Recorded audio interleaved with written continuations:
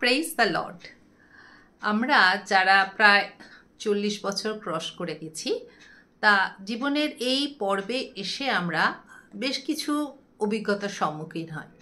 অর্থাৎ আমরা যখন অল্প বয়স ছিল তখন দেখেছি যে কিছু মানুষের মধ্যে এত বেশি গর্ব, প্রাইড যেটা আমরা বলি, সব কিছু নিয়ে এত গর্ব, এত কিছু, রক্তের জড়ি হোক, অর্থের জড়ি হোক, আমরা সেই সব মানুষগুলোকে দেখে এসেছি যে প্রচণ্ড রকম প্রাউড ফিল করতো, গর্ব ছিল তাদের। এবং তারা সেই আর্থিক জোর হোক, শারীরিক রক্তের ক্ষমতা হোক, তার বলে তারা আশেপাশে যে সমস্ত মানুষ ছিল তাদের সাথে দুর্ব্যবহার করার মতো ভেবে দেখেনি। এবার এখন যখন আমরা এই সার্টেন এই এজে এসেছি, সেই মানুষগুলোর মধ্যে যখন বয়স হচ্ছে, আস্তে আস্তে তারা যখন এগুচ্ছে, তাদের আমাদের মতো আমরাও এগুচ্ছি, তারাও এগুচ্ছে, তাদের দেখছি তারা যেরকম বুনেছে সেই রকম কাটছে। অর্থাৎ তারা যদি এইটুকুন করে, মানে তারা এখন ফেরত পাচ্ছে প্রচুর পরিমাণে বেশি। তা এইটা নিয়েই আমার মনে কদিন ধরে প্রশ্ন চলছিল। আমি প্রভুর সাথে যখন এটা নিয়ে কথা বলি, তখন প্রভুর সাথে কথা বলার তো আমাদের একমাত্র মাধ্যম বাইবেল, যেটা আমরা জীবন পুস্তক বলি। সেইখানে আমি খুঁজতে থাকি যে গর্ব দর্প যারা করেছে, আজকে কেন তাদের এই রকম অবস্থা, কি কারণটা কি, ঈশ্বরের রাজ্যে ঈশ্বর কি বলছে, তা সেটা নিয়ে আজকে আমাদের আলোচ্য বিষয়। দেখো, এখানে আমি কতগুলো ওয়ার্ড বার করেছি, কতগুলো বাক্য বার করেছি, ঈশ্বরের বাক্য, হ্যাঁ, যেখানে ঈশ্বরের মুখ নিঃসৃত বাক্য আমাদের বাইবেল আছে। সেইখানে আমি দেখছি যে হিতোপদেশ যেটা আছে সেখানে 18:9 আর 18:12 এই জায়গাটা আমি দেখছি যে মানুষের বিনাশের কারণ হিসাবে দুটোকে দেখানো হয়েছে। একটা হচ্ছে অলসতা আর একটা হচ্ছে গর্ব। কি বলছে দেখো, যে ব্যক্তি আপন কার্যে অলস সে বিনাশের সহোদর। অর্থাৎ আমরা অনেক সময় কি করি, এই অলসতা নিয়ে আমি পরে আলোচনা করবো, জাস্ট এটা টাচ করে গেলাম কারণ আমি দুটো মেন বিনাশের কারণ এখানে পাচ্ছি। সেটা হচ্ছে অলসতা। ঈশ্বরের রাজ্যে কিন্তু অলসতা ঈশ্বর পছন্দ করে না। অর্থাৎ তুমি আর একটু ঘুম, আর একটু কম্বল চাপা দিয়ে শুই, আবার একটু এগুবো, পরে হবে, আমি তখন অজুহাত, এইগুলো কিন্তু ঈশ্বর পছন্দ করে না। ঈশ্বর প্রত্যেককে বলেছে পরিশ্রমী হও। বিনা পরিশ্রমে তুমি যদি হঠাৎ করে প্রচুর কিছু পেয়ে যাও, তার যে কি ফল হয় সেটা আমরা এখনই বর্তমান সোশ্যাল মিডিয়াতে দেখছি। অনেকে বিনা সেরকম পরিশ্রম করে হঠাৎ করে কি হয়েছে সেসবে আমি যাচ্ছি না, সে অলসতা নিয়ে আমি পরে কথা বলবো। এখন যেটা আমরা প্রাইড বা গর্ব নিয়ে বলছিলাম সেটাই আছি। দ্বিতীয় যেটা 18:12 বলা আছে, বিনাশের অগ্রে মানুষের মন গর্বিত হয় আর সম্মানের অগ্রে নম্রতা থাকে। তাহলে বিনাশের মেন কারণ গর্ব, প্রাইড, যেটার কথা এখানে বলা হচ্ছে। যদি তোমার বিনাশ এগিয়ে যেতে চাও, বিনাশের দিকে, অলসতা আর গর্ব হচ্ছে তার মেন কারণ। এবার কি বলছে দেখো, এই গর্ব আমাদের কোথা থেকে আসে? তোমরা যোহনের 1 যোহন যে পত্র, সেখানে 2:15 আর 16 আমি পড়ছি। সেখান থেকে কি বাক্য পেয়েছি দেখো, জীবন নিয়ে গর্ব, যেটা আমরা করে থাকি, জীবন আমাদের লাইফ নিয়ে গর্ব করি, সেখান সম্পর্কে এই প্রভু কি বলছেন, তোমরা জগৎকে প্রেম করো না, জগদস্থ বিষয় সকলকেও প্রেম করো না। একই ঈশ্বর তো বলেছে যে জগৎকে প্রেম করতে, তাহলে এখানে জগৎ আবার কেন কন্ট্রাডিক্টরি ওয়ার্ড হচ্ছে না? আমরা কি করি, বাইবেলের অর্ধেক অর্থ অর্ধেক ওয়ার্ড পড়ে আমরা কনক্লুশনে আসতে পারি না। দেখো কি বলছে পুরোটা, তোমরা জগৎকে প্রেম করো না, জগদস্থ বিষয় সকলকেও প্রেম করো না।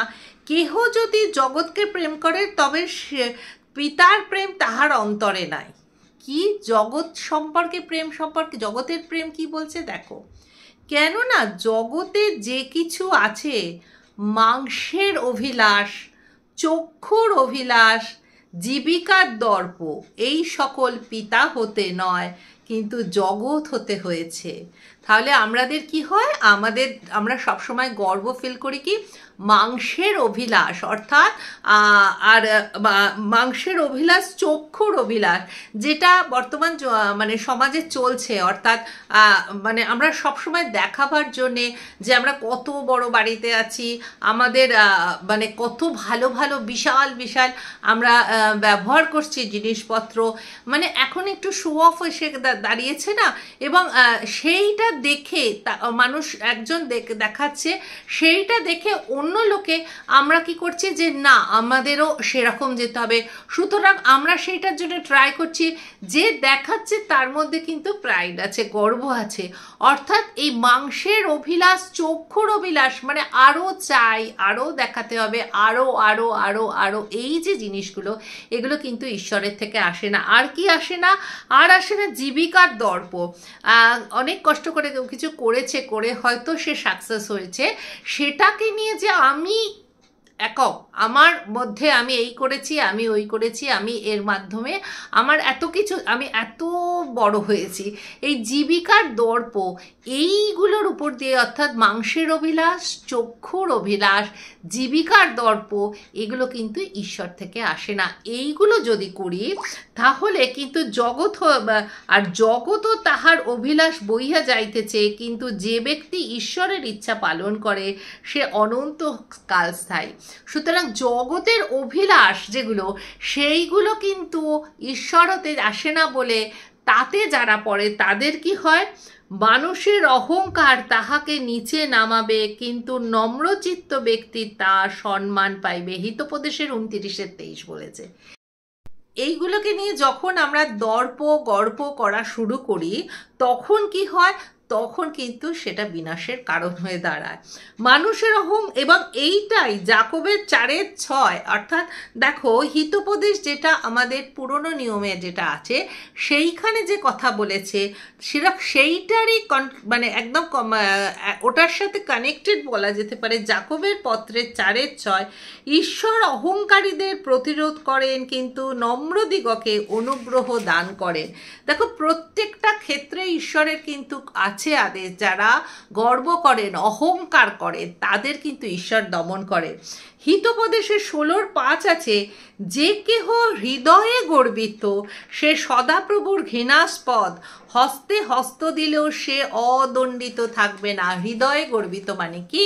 তোমার মনে হবে না এই গর্ব জিনিসটা আমার মধ্যে নেই, সবার আছে, আমি তো করি না, আমি এই যখন এই আমিত্ব বোধ আসবে, তখন জানবে তোমার মধ্যে গর্ব একদম ভরে ভরে আছে।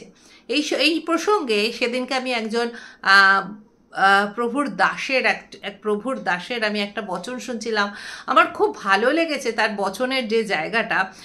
সে বলছে, সেও কারোর কাছে শুনেছে, খুব নামি মানুষের কাছে শুনেছে। সে বলছে সিংহাসন তৈরি করো। কোথায় তৈরি করবে?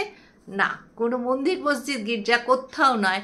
সিংহাসনটা রাখো নিজের হৃদয়ে, এবং দেখো এই সিংহাসনে কে বসে আছে। তুমি নিজে বসে আছো না, তোমার ঈশ্বরকে বসিয়ে রেখেছো। যেদিন তুমি অনুভব করবে যে না আমার এই সিংহাসনে, হৃদয়রূপ সিংহাসনে আমার ঈশ্বর বসে আছে, সেদিনকেই তুমি ঈশ্বরের অনুগ্রহের দাবি করতে পারো। অর্থাৎ যখন আমিত্ব, আমি শেষ, আমি তৈরি করেছি, সে নিজেদের আমরা স্কিল, অনেক সময় ঈশ্বরের আশীর্বাদে আমরা নানা রকম স্কিলে পারদর্শী হই, সেটা আমি করেছি, এই আমি ভাবটা, বা আমি এমন কিছু জিনিস করছি জীবিকা যেটা অন্যদের থেকে আলাদা, আমি করছি, এই গর্ব, এই দর্প, এই দেখো এতগুলোর মধ্যে, এত বচনের মধ্যে পড়লাম, এগুলো ঈশ্বর থেকে আসে না, এগুলো জগতের বিষয়। সুতরাং এই নিয়ে আমাদের গর্ব করা উচিত নয়। তাহলে আমরা গর্ব কিসে করব? দেখো জিরোমিয়র 9:23 বলছে, সদাপ্রভু এই কথা বলেন, জ্ঞানবান আপন জ্ঞানের শ্লাঘা না করুক। কিভাবে বাইবেল আমাদের জীবন পুস্তক আমরা কেন বলি? বাইবেল আমাদের শেখায় বাইবেল আমাদের খ্রিস্টে কনভার্ট করে না, যেটা বলা হয় কনভার্ট করা হয় সেটা নয়, আমাদের জীবনে কিভাবে চলতে হবে প্রত্যেকটা বাক্য এটা ঈশ্বরের মুখ নিঃসৃত বাক্য। তিনি কি বলছেন দেখো, কিভাবে শেখাচ্ছেন দেখো। সদাপ্রভু এই কথা বলেন, জ্ঞানবান আপন জ্ঞানে শ্লাঘা না করুক, বিক্রমী আপন বিক্রমে শ্লাঘা না করুক। জ্ঞানবান যে কথাটা বললাম, নিজের স্কিল ডেভেলপ হয়েছে, একটা মানে না হওয়া জিনিসের মধ্যেও তুমি সেখানে কিছু করেছো, সেইটা নিয়ে শ্লাঘা করার আমাদের কিছু নেই। আচ্ছা, আর কি, বিক্রমী আপন বিক্রমে শ্লাঘা না করো। কিসের বিক্রম? একটা দিন আসবে যে দিন সে অশক্ত শরীরে সে আস্তে আস্তে নুব্জ হয়ে যাবে। এই শরীরটা আমাদের কতদিন, 80, 90, 100, একটা সময় আসবে আস্তে আস্তে আস্তে আস্তে আস্তে আস্তে শরীরটা আমাদের নুব্জ হতে আরম্ভ করবে।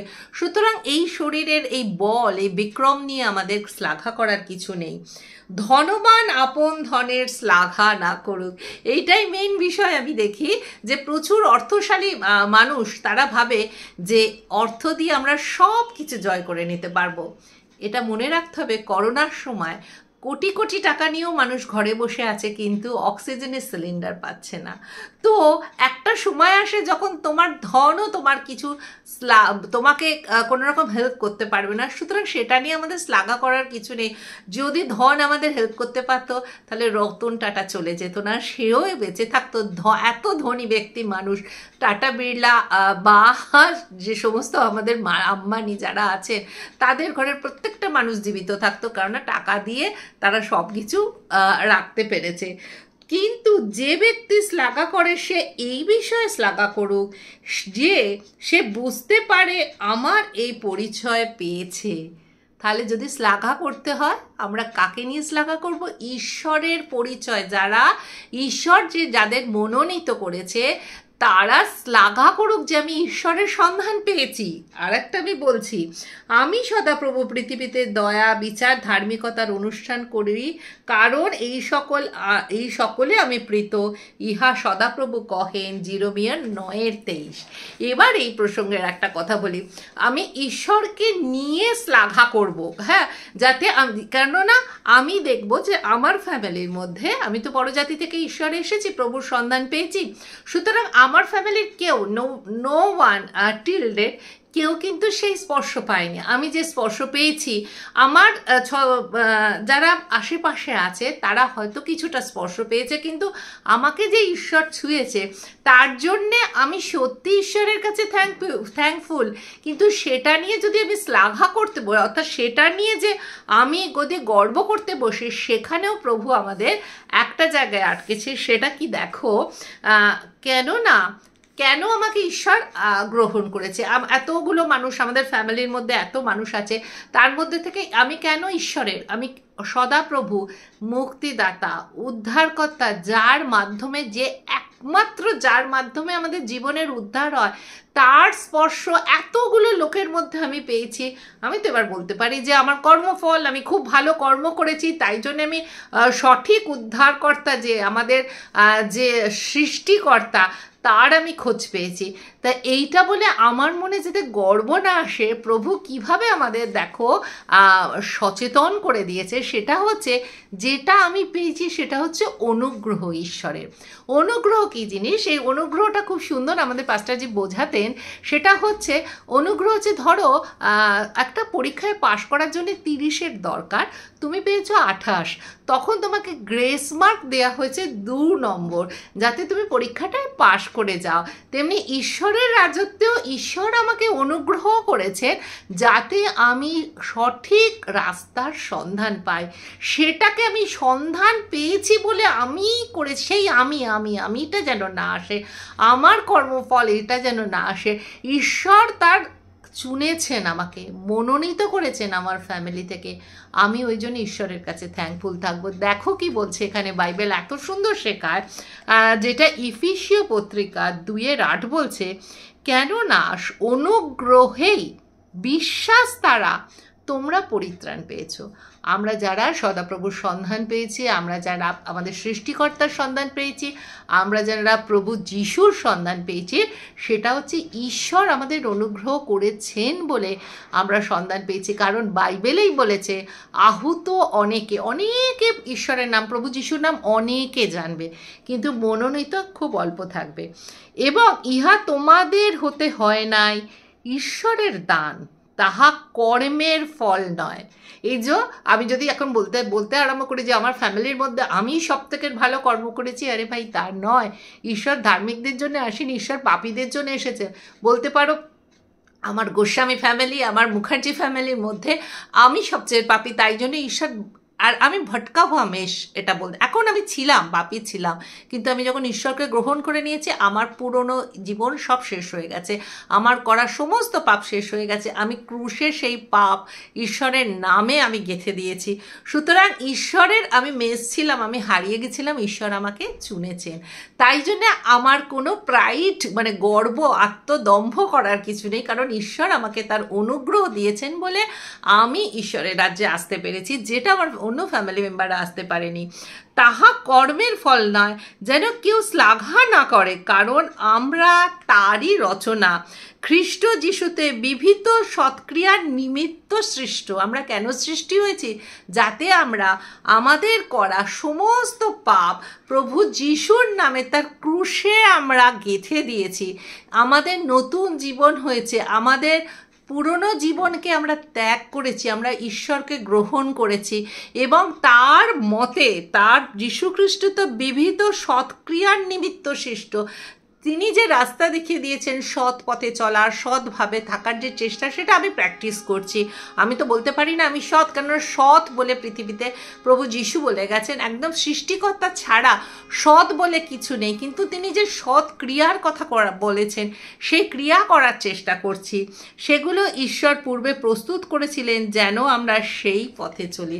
অর্থাৎ আমরা যে ঈশ্বরে এসেছি সেটা আমাদের কোনো কর্মফল নয়, সেটা ঈশ্বর আগে থেকেই আমাদের মাতৃগর্ভ থেকে, যেখানে বলা আছে ঈশ্বর আমাদের জানতেন। আমরা যখন মাতৃগর্ভে যখন এক বিন্দু রক্ত আমরা যখন সমানে তৈরি হচ্ছিলাম, আমি খুব ফিল করি, আমি যখন তৈরি হচ্ছিলাম সেই সময় ঈশ্বর এই দানাটাকে চুজ করে রেখেছিলেন যে আমার হারানো মেয়ে সেটা যেন ভটকাতে থাকে। হ্যাঁ, আমি সত্যি ভটকা হওয়া ছিলাম, আমি অনেক খোঁজ করছিলাম প্রকৃত ঈশ্বরের।